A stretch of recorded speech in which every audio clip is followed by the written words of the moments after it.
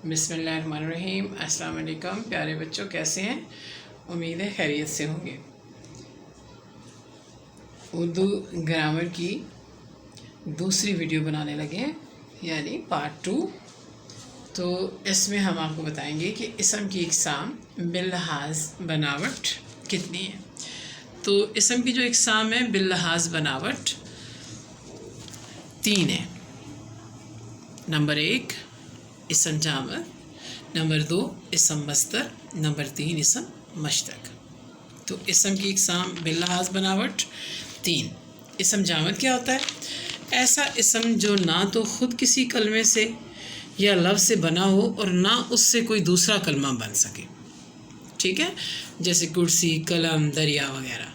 ना ये किसी से बने और ना इनसे आगे कोई और लफ्ज़ बन सकता है। ऐसे अल्फाज को इसम जामद कहते हैं, यानी जिसमें मूवमेंट नहीं है, ना ही वो किसी से निकल रहा है, ना ही वो कोई बना रहा है, तो गोया ये जामद है, इसम जामद। दूसरी किस्म है बिल्लिहाज बनावट इसम की, इसम मस्दर।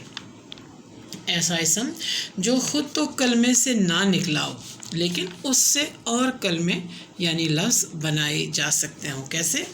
जैसे लिखना से, लिखना और पढ़ना वगैरह। लिखना से हम क्या बनाएंगे? इसकी अलामत है नून अलिफ ना। ठीक है, इसको हम हटाएंगे तो इससे हम और जो है वो लफ्ज़ बनाएंगे। अभी आगे आपको बना के बताते हैं। पढ़ना में से भी नून हम हटाएंगे तो हम मज़ीद अल्फाज इससे बना सकते हैं। ठीक है, आपने याद रखना है कि इसकी अलामत ना है और ये ख़ुद किसी कलमे से जामद ना ख़ुद निकलता है और ना कुछ बनाता है, लेकिन मस्दर जो है वो ख़ुद नहीं निकलता लेकिन उससे दूसरे कलमे बनाए जा सकते हैं। और इसमें ज़माने का ताल्लुक़ नहीं होता कि माजी है, मुस्तक़बिल है या हाल है।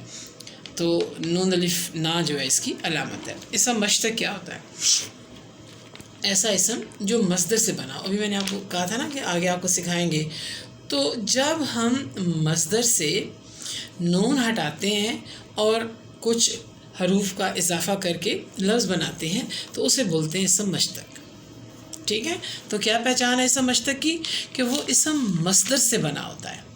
ठीक है, अब जैसे यहाँ पे मैंने आपको बताया था लिखना, पढ़ना।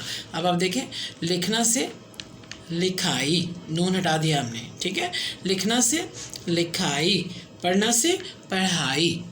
तो ये है इसम की इक़साम बिल्लिहाज बनावट। जामद जो है ना ख़ुद किसी से बना है ना उससे कोई दूसरा कलमा बन सकता है। मस्दर ख़ुद किसी से नहीं बना होता लेकिन उससे दूसरे कलमे बन सकते हैं। और मश्तक जो है वो है जो मस्दर से हम अल्फाज बनाते हैं, उसे मश्तक बोलते हैं। अब हैं इसम की इक़साम बिल्लिहाज मानी। मानी के लिहाज से इसम की 2 किस्में हैं, एक इसम मारफा और एक इसम नकरा। इसम मारफा क्या है? वो इसम है जो ख़ास फ़र्द, जानवर, जगह या चीज़ के लिए बोला जाए, जैसे इलामा इकबाल, इस्लामाबाद, दरियाए रावी, पाकिस्तान वगैरह। और इसम नकरा क्या होता है? वो इसम है जो आम फ़र्द, जानवर, जगह या चीज़ के लिए बोला जाए, जैसे आदमी, लड़का, पहाड़, दरिया, किताब, स्कूल वगैरह। 2 ही किस्में हैं बिल्लिहाज मानी। ठीक है, एक इसम मारफा, एक इसम नकरा। इसम मारफा ख़ास और इसम नकरा आम। बस यहीं से ये आप समझिए। और अब हम इनको एक्सप्लेन करेंगे। आगे हम देखेंगे कि इसम मारफा जो है उसकी कितनी इक़साम है। इसम मारफा की 3 किस्में हैं। ठीक है, 4 किस्में हैं। नंबर 1 इसम इल्म, नंबर 2 इसम ज़मीर, नंबर 3 इसम मौसूल और नंबर 4 इसम इशारा। इसम मारफा की 4 इक़साम है। ठीक है, उसमें से हम सबसे पहले लेते हैं इसम इल्म को। हम चारों को जो है वो बयान करेंगे, लेकिन पहले हम इसम इल्म ले लेते हैं। इसम इल्म वो इसम है जो ख़ास शख्स, फ़र्द या जगह की शनाख्त और पहचान के लिए बोला जाए। ज़ाहिर है मारफा की किस्म है तो फिर ख़ास ही होगी। ठीक है, तो इसम इल्म जो है मारफा की पहली किस्म है। तो उसमें हम क्या करते हैं कि हम शख्स, फ़र्द या जगह की शनाख्त और पहचान करते हैं। तो जिससे हमें उसकी शनाख्त और पहचान होती है, ख़ास शख्स, ख़ास फ़र्द, ख़ास जगह, तो जिससे हम उसे पहचानते हैं इसे इसम इल्म बोलते हैं। अब आगे देखें कि इसम इल्म की कितनी इक़साम है। इसम इल्म की 5 किस्में हैं। नंबर 1 खिताब, नंबर 2 लक़ब, नंबर 3 तहल्लुस, नंबर 4 कुनियत, नंबर 5 उर्फ़। अब खिताब क्या है? वो एज़ाज़ी या ताज़ीमी नाम है जो हुकूमत या कौम की तरफ से कौमी या इल्मी खिदमात के सिले में दिया जाए। यानी जब कोई अच्छा काम करता है اتنا اچھا اور اتنا اہم کہ لوگ بھی اس سے خوش ہوتے ہیں اور گورنمنٹ بھی اس سے خوش ہوتی ہے، تو وہ پھر خدمات کے صلے میں اسے کسی نہ کسی آنر سے نوازتی ہے، ٹھیک ہے؟ تو اس آنر کو کیا بولتے ہیں؟ خطاب۔ مثلا شمس العلماء، قائد اعظم، قائد ملت وغیرہ۔ دوسری قسم ہے اسم علم کی لقب، وہ وصفی نام جو صفت یا خوبی کی وجہ سے لوگوں میں مشہور ہو جائے، جیسے ابراہیم خلیل اللہ، موسیٰ کلیم اللہ وغیرہ۔ یعنی وہ اچھا سا نام ہے جو آپ کی خوبی کی وجہ سے، اچھائی کی وجہ سے لوگوں میں مشہور ہو، اسے لقب کہتے ہیں۔ تخلص، وہ مختصر نام جو شاعر اپنے اصلی نام کے بجائے استعمال کرتے ہیں۔ آپ کو پتہ ہے کہ پہلے لوگوں کے بہت بڑے بڑے لمبے لمبے نام ہوتے تھے، ٹھیک ہے، اس کے کوئی 4-5 حصے ہوتے تھے، تو جب شاعری کی جاتی ہے تو اتنا لمبا نام تو اس میں استعمال نہیں کر سکتے، تو شاعر لوگ پھر ایک چھوٹا سا نک نیم رکھتے تھے جو وہ اپنی غزل یا نظم کے اینڈ پہ بیچ میں یوز کرتے تھے، ٹھیک ہے، جس سے ان کی پہچان ہو جاتی تھی۔ تو یہ جو تخلص ہے یہ وہی چھوٹا سا نام ہے، اسے تخلص بولتے ہیں، جیسے غالب، ذوق، فراز وغیرہ، اور بھی بہت سے شعراء۔ اس کے بعد ہے چوتھی قسم اسم علم کی کنیت، وہ نام جو ماں باپ یا بیٹے بیٹی کے تعلق سے پکارا جائے۔ دیکھیں 4 لوگ ہیں، ٹھیک ہے، ماں باپ یا بیٹے بیٹی کے تعلق سے پکارا جائے، مثلا ابن مریم، ابو طالب، ام علی وغیرہ، ٹھیک ہے، نسبت سے جو پکارا جاتا ہے اسے کنیت بولتے ہیں۔ لاسٹ ہے آخری عرف، وہ نام جو پیار، محبت، نفرت یا حقارت کی وجہ سے مشہور ہو جائے، ٹھیک ہے، تو جمیل سے جیلا، رشید سے شیدہ، کٹو، بلو وغیرہ۔ تو جو ایسے نک نیم جو تھوڑے ڈفرینٹ سے لگتے ہیں تو اس میں کیا جذبے کار فرما ہوتے ہیں، یا تو ہم پیار سے کسی کا نام رکھ دیتے ہیں، محبت سے رکھ دیتے ہیں، یا ہمیں کسی سے نفرت ہوتی ہے تو ہم اس کا برا سا نام رکھ دیتے ہیں، یا ہم کسی کو اچھا نہیں سمجھتے، اپنے برابر نہیں سمجھتے تو حقارت کی وجہ سے ہم اس کا نام رکھ دیتے ہیں۔ تو ان چاروں کیفیات میں جو نام ہم رکھتے ہیں اسے بولتے ہیں عرف، ٹھیک ہے۔ اب ہم اسم معرفہ کی دوسری قسم دیکھیں گے، اسم ضمیر۔ اسم ضمیر وہ اسم جو فرد، چیز یا جگہ کی طرف اشارہ کر کے بولا جائے، یعنی باقاعدہ اشارہ کر کے بولا جائے، جیسے میرا، ہمارا، اس کی، تمہارا، تم، آپ وغیرہ۔ مرجع، جس نام کی جگہ اسم ضمیر استعمال ہو اسے مرجع کہتے ہیں۔ انعام نیک لڑکا ہے، وہ اچھا ہے، اس میں کیا ہے، وہ ضمیر ہے اور انعام جو ہے وہ مرجع ہے، ٹھیک ہے۔ نام جو ہے وہ بار بار استعمال نہیں کر سکتے، ہم یوں نہیں کہہ سکتے انعام نیک لڑکا ہے، انعام بہت اچھا ہے، انعام اسکول جاتا ہے، انعام پڑھتا ہے، انعام، تو اتنی دفعہ آپ نام یوز نہیں کر سکتے۔ نام کی جگہ آپ کچھ اور الفاظ یوز کرتے ہیں، انعام نیک لڑکا ہے، وہ بہت اچھا ہے، وہ اسکول جاتا ہے، اس کا یونیفارم صاف ہوتا ہے، تو جو ہم اس کی جگہ لفظ یوز کرتے ہیں انہیں اسم ضمیر کہتے ہیں، ٹھیک ہے۔ تو جو ہے کہ کیا ہوتا ہے، وہ مرجع ہے، وہ اسم جو فرد، چیز یا جگہ کی طرف اشارہ کر کے بولا جائے، یہ الفاظ دیکھ لیجئے، اس کے علاوہ بھی ہیں، اسے اسم ضمیر کہتے ہیں، اور جو نام کی جگہ استعمال ہوتا ہے اسے مرجع کہتے ہیں۔ اسم ضمیر کی اقسام ہیں، کتنی؟ 3۔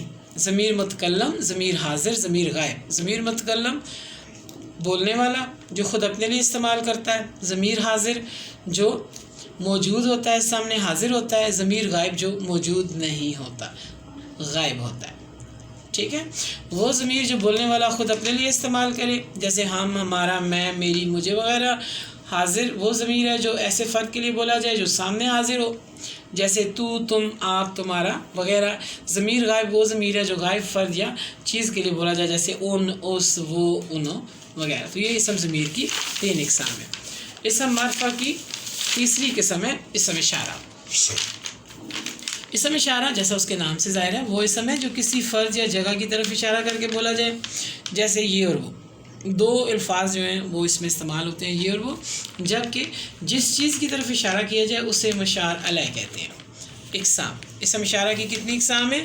اسم اشارہ کی 2 اقسام ہیں۔ اسم اشارہ قریب، یا ہم قریب کی چیزوں کی طرف اشارہ کرتے ہیں، اور اسم اشارہ بعید، یا ہم دور کی چیزوں کی طرف اشارہ کرتے ہیں۔ وہ اسم جو نزدیک کی चीज़, जगह या शख्स की तरफ इशारा करे, जैसे इस, इन वगैरह, इसम इशारा करीब कहलाता है।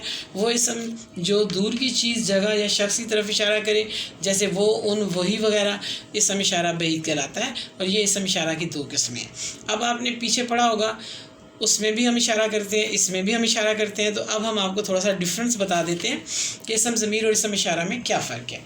इसम ज़मीर इसम की जगह इस्तेमाल होता है, जबकि इसम इशारा से फ़र्द या चीज़ की तरफ हाथ या आंख से इशारा किया जाता है, जैसे ये किताब, वो कुर्सी वगैरह। बहुत ही इजी फ़र्क है इनमें।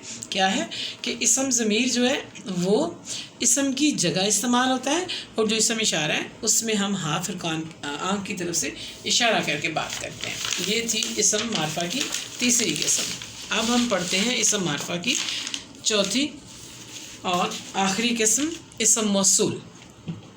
इसम मौसूल वो इसम कि जब तक उसके साथ कोई दूसरा जुमला यानी सिला ना मिलाया जाए वो अपने पूरे मानी नहीं देता।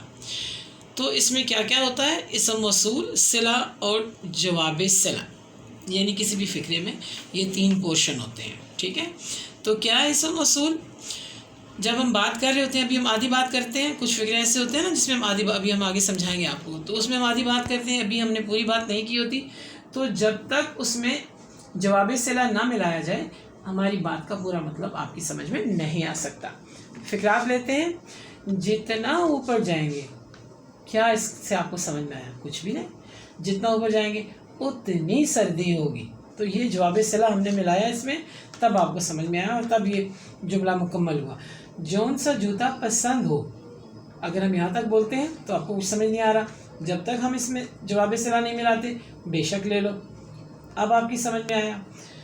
जो भी खैरात करोगे वही काम आएगी। जब हम यहाँ तक बोलते हैं जो भी खैरात करोगे तो आपको कुछ समझ नहीं आएगा, आगे जब हम बोलेंगे वही काम आएगी तब आपको समझ आएगा। नंबर 4, जिन्हें शौक़ होता है। तो क्या मतलब है इसका, जिन्हें शौक़ होता है क्या होता है, आगे हम बताएंगे। खूब मेहनत करते हैं। तो यूँ हमारा जुमला मुकम्मल होगा। आइए हम इसको डिस्ट्रीब्यूट करते हैं इसम मौसूल, सिला और जवाब सिला में। यही फ़िक्रात लिए हैं मैंने। जितना ऊपर जाएंगे उतनी सर्दी होगी। जितना इसम मौसूल, ऊपर जाएंगे सिला, उतनी सर्दी होगी जवाब सिला।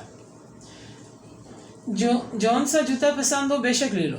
जौन सा इसम मौसूल, जूता पसंद हो, सिला, बेशक ले लो जवाब सिला।